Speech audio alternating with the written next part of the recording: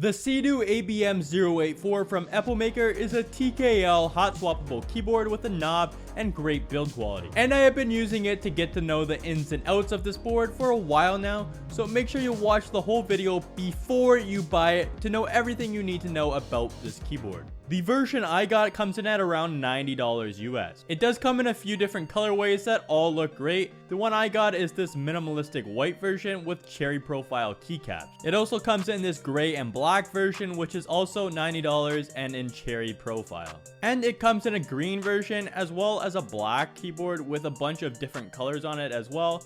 Both of these are $150 US and in KDA profile. I prefer cherry profile anyways, so $90 is a great price. The board itself is 366 millimeters long, 132 millimeters wide, 43 millimeters tall, and it weighs in at about 1,012 grams or around 2.23 pounds. As I was saying earlier, the keycaps on the version I got are cherry profile and they're made of PBT plastic. All of Epomaker's keycaps are super high quality. I've even went out and bought their keycaps separately because they are really good. On the bottom of the board, it has some nice height adjustable feet. Also, since it is wireless with Bluetooth 5.0 and 2.4 GHz, the dongle for the 2.4 GHz can be found on the bottom of the keyboard as well in this little cutout. You can use function plus tab to switch between wired and wireless modes.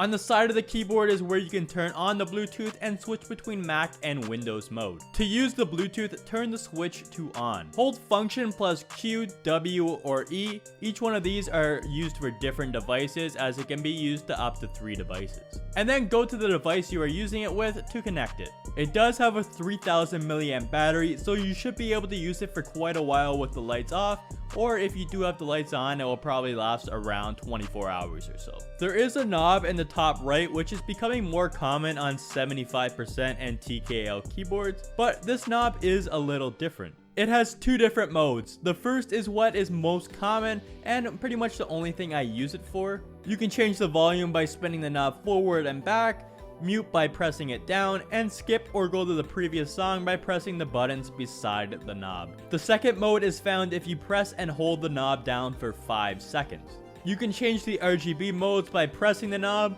and lower the brightness or raise the brightness by spinning the knob. Although I do hardly use this, it is a nice feature.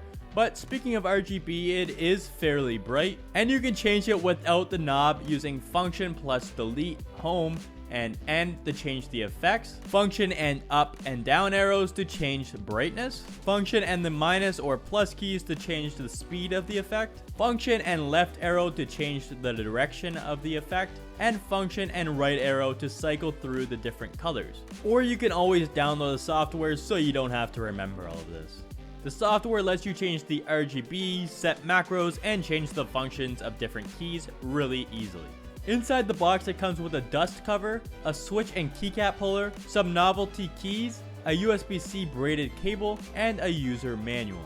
The keyboard, although it is made of pretty much completely plastic, is very well built and feels really high quality, especially with the nice aluminum knob to give it a nice premium feel. For switches, I got mine with Gateron Pro yellows, but you can also get it with Epomaker's own switches, TTC Gold Pink switches, TTC Speed Silver switches, or Quake Matte switches. They all come pre-lubed and feel super smooth out of the box. Also, it is hot swappable with 3 or 5 pin switches, so you can put your own switches in this keyboard really easily. They use this eSport hot swap socket, which is supposed to be more durable and last longer than the regular socket. The typing experience is really nice on this keyboard as they do pre-lube the switches and stabilizers to make them feel and sound better out of the box. As well as they put 2 layers of foam, one in between the plate and PCB and the other between the bottom of the case and the PCB to take away some of the harsh sounds and make this keyboard sound a lot better.